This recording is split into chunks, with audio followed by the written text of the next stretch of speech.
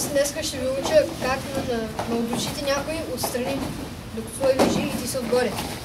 Значи първо, минаваш под главата, под ръката и си фащаш ръцете. Стискаш ги. Рамото долу, но го тискаш на главата. Тогава, изкараш си ръката, фащаш му курката, си подаваш на ръката под върта му. Ако искаш си изкараш ръката, от ръка или не, аз харесвам да изкарваш, ще е по-лесно. Фащаш коляното,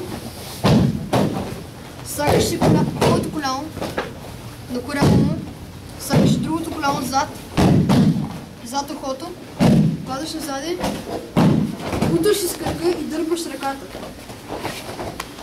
И пускаш. Даваш пак много.